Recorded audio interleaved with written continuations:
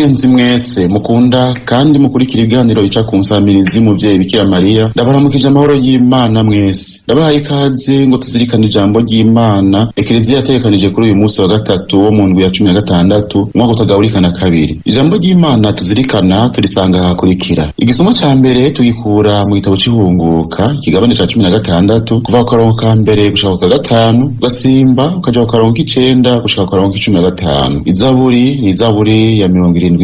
Inkuru nziza nayo tuyisanga kwa Matayo igabane ca 13 kuva ku karongo ka mbere gushika ku karongo k'icenda. Kazi rero dutege yompi umukama atuyagire. Muri kumwe na Patiri Dieudonné Ntamavukiro wo muri Diocese nkuru ya Bujumbura. Ivyo dusoma mu gitabo c'Ihunguka. Ishengero ry'abana b'Isirayeli rivuye i Elimi rirashika mu gahinga k'Isini kari hagati ya Elimi na Sinayi. Hari ku musi ugira 13 w'ukwezi gukurikira uko baviriye mu Misiri. Mu gahinga ishengero ryose ry'Abanyisirayeli ryidodombera Musa na Aroni, barababarira bati, umukama yepfuma atwicira mu gihugu ca Misiri tuciteretse inkono z'inyama, tukirya ivyo kurya tugahaga. None mwadukuyeyo mutuzana muri aka karere kugira ngo mwicishe ikigoyi iri shengero ryose. Maze umukama barira Musa ati, raba ngira ngo ndabakoragurire umukate uvuye mu ijuru, uko bukeye abantu baze bame baja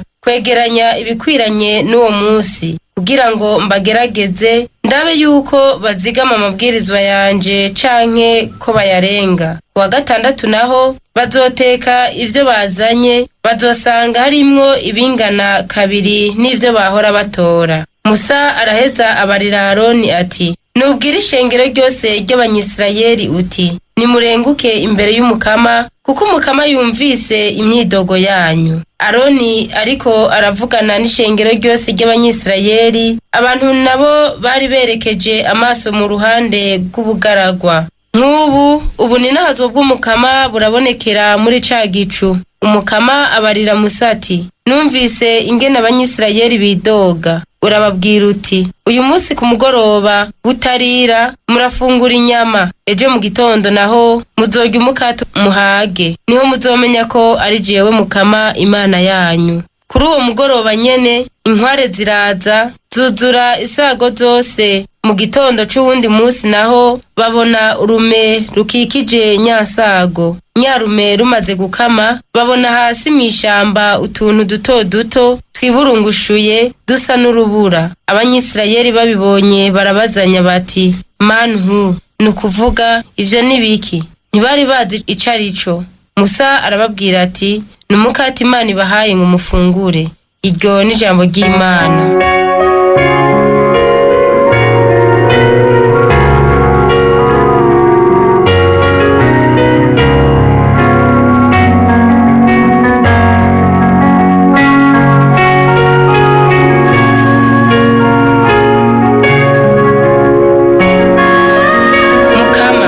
Nuduha umukate wo mw'ijuru. Mukama, nuduha umukate wo mw'ijuru. Mu gahinga basokuru bacu bariyumviriye gucaca Imana, bayisaba indya zibashika ku mutima. Bidodombera Imana bavuga bati, none Imana yoshobora kutugaburira muri aka gahinga? Mukama, nuduha umukate wo mw'ijuru. Noneho umukama arategeka ibicu vyo kw'ijuru, akinjura inzugi z'ijuru. Muko abagaburira akoragura mana, umukate wo mw'ijuru uba ari wo abaha. Mukama, nuduha umukate wo mw'ijuru. Bose rero bafungura batyo umukate w'inkomezi, eka umukama yabahaye indya zibahagije. Maze rero avyura umuyaga wo mu buseruko, yongerako umuyaga wo mu buraruko. Mukama, nuduha umukate wo mw'ijuru. Abarungikira inyama zitagira igitigiri, iz'ibiguruka zangana umusenyi wo mu kiyaga. Yazikoragura aho bacumbitse, uri hagati uri ruhande y'isago zabo. Mukama, nuduhe mukate wo mw'ijuru.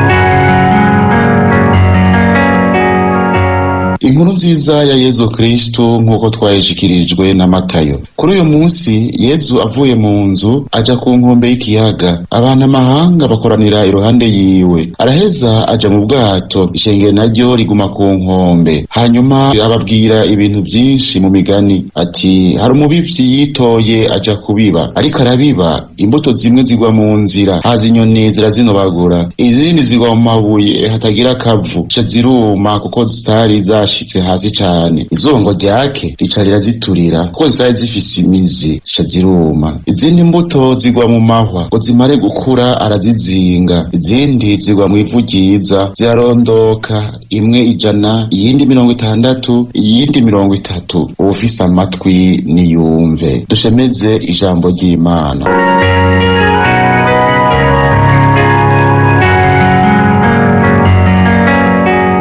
Bakunzi b'Imana mwese, turahejeje kumviriza ibisomwa vy'Iranda. Dusabe rero mutima mweranda atumurikire, dushobore kubikuramwo ingaburo y'umutima. Ego niko birakenewe ko twambaza mutima w'Imana ngo adufashe kugira ngo ijambo ry'Imana ribibwe muri twebwe, yame ivyamwa vyinshi. Mu gisomwa ca mbere twumvise ingene abana b'Isirayeli bageze mu gahinga bava mu Misiri, bidodombeye Musa na Aroni bati, umukama yatuma twicira mu Misiri, tuciteretse inkono z'inyama, tukirya ivyo kurya tugahaga. None mwadukuyeyo mutuzana muri aka karere kugira ngo mwicishe ikigoyi iri shengero ryose, abantu turimbura bugirire. Iyi myidogo ngo yabaye ku munsi ugira 15 w'ukwezi gukurikira uko baviriye mu Misiri. None ngabo baribagiye ingene baboroze bagatakamba basaba gukurwa mu maboko ya Farawoni. Imana yarumvise amaborogo yabo, irabarungikira Musa na Aroni ngo bakure mu buja barimwo. Bamaze kujabuka ikiyaga gitukura, bararirimbye indirimbo y'intsinzi. None heraba uyu munsi bariko barifuza gusubira mu Misiri kubera ko ngo babuze data we ibyo bafungura. Aho gusubira gutakambira ya Mana yabakuye mu Misiri, bariko bidogera Musa na Aroni. Muca mubona abavukanyi ingene inda ishobora kudukoresha nabi, tukifuza gusubira, mbere tugasubira mu byo twahakanye. Igihe twahabwa ibatisimu kubayihawe bakuze, igihe twahabwa ikonfirmasiyo twarahakanye Shetani n'inyosha mbi zayo n'ibikorwa bibi vyayo vyose, ariko inda zacu zama zidusubiza mu byo twahakanye. Niho usanga harabiba, abarya ibiturire, ababitanga, abicana bapfa amatongo n'amatungo y'umuryango n'ibindi. Bavukanyi, mu gihe turi mu kigeragezo ico cose, tubwirijwe kwama duhanga amaso umukama, arazi ivyo tuba turimwo vyose, n'imyidogo yacu iramushikira kandi nta kimunanira. Mu bugaragwa barimwo, Abanyisirayeli babona ko aho hantu ata kintu co kurya bashobora kuhakura. Mu yandi majambo babona ko bagiye kwicwa n'ikigoyi, basanga bari gutuma bigumira mu Misiri bagakubagurwa ariko bakarya. Yamara umugambi w'Imana nusubira inyuma. Imana ntishaka ko abana bayo basubira mu magorwa yo Misiri, ishaka ko babandanya urugendo rugana Kanahani, mu gihugu c'amata n'ubuki. Irazi neza ko bakeneye gufungura, nico gituma Imana ubwayo ibakoraguriye umukate uvuye mw'ijuru, mbere n'inyama bagiye bakiri mu Misiri barazironse mu buryo batari biteze. Ariko ivyo vyose ibigira ngo irabe ko bazigama amabwirizwa yayo canke bakayarenga. Ishaka ko bamenya neza ko ariyo mukama Imana yabo. Ubwo twebwe ntaho duhora twifuza gusubira mu Misiri, ntaho twifuza gusubira mu buja. Iyo duhejeje amashure tukabura akazi, turondera gutanga igiturire canke tukemera ko badusambanya kugira ngo turonke akazi. Mbega iyo tuburana nabo dusangiye umuryango canke abandi, ntaho tuja mu mapfumu ngo badufashe gutsinda. Umubivyi ni Imana, imbuto ibibwa ni ijambo ry'Imana. Imbuto zariwe n'inyoni ni umwanzi Shetani akura ijambo ry'Imana mu mutima waryumvise. Imbuto zaguye mu mahwa n'umuntu yakira ijambo n'akanyamuneza, ariko akarimarana akanya gato kubera ibigeragezo, kumwe kwa Abanyisirayeli mu bugaragwa. Imbuto zazinzwe n'amahwa n'umwitwariko w'ubuzima bwa misi yose n'ugutwarwa n'ivy'isi, bituma umuntu aheba rya jambo ry'Imana. Imbuto yaguye mu ivu ryiza nayo nuwumva ijambo ry'Imana akaritahura, akongera akarirangura, ari naho ryama ivyama vyinshi. Ijambo ry'Imana rero ribwa mu bantu nabo bakaryakira ugutandukanye. Iryo jambo ni Kristo wenyene, yaraje muri twebwe tumwakira ugutandukanye. Yesu yarahuye n'abamugwanya, ariko kandi hari n'abamwemeye bemera ko abigishwa biwe. Kwagiriye ubuntu bwo kubibwamwo ijambo ry'Imana hari abadafata akanya ngo bazirikane, hakaba n'abandi rigora bakumva umengo rishaka kubabuza kurangura ibikorwa vyabo vya misi yose, ariko hakaba n'abandi baryakira rikama ivyamwa muri bo rikabaha ubuzima. Umuntu rero ni nk'isi ibibwamwo ijambo. Mukama ni wewe jambo ry'ubuzima, ijambo ryaribwe muri twebwe, ariko hari aho iryo jambo ry'ubuzima, ijambo ry'urukundo rica iruhande y'amatwi yacu tukamera nk'abataryumvise. Hari aho turyumva ariko ntiturihe ikibanza kirikwiye, hari aho turyumva ntiturigumye tukagibagira n'ingoga, hari aho turyumva rikazingwa n'ibicumuro n'ivyiyumviro bibi n'ivyifuzo bibi, ariko turahiriwe ko hari n'abaryakira neza ikana ivyamwa vyinshi. Ese twoba muri abo baryakira bakarigendera? Ese tworeka iryo jambo akaba ari ryo riduha intumbero y'ubuzima bwacu? Amen.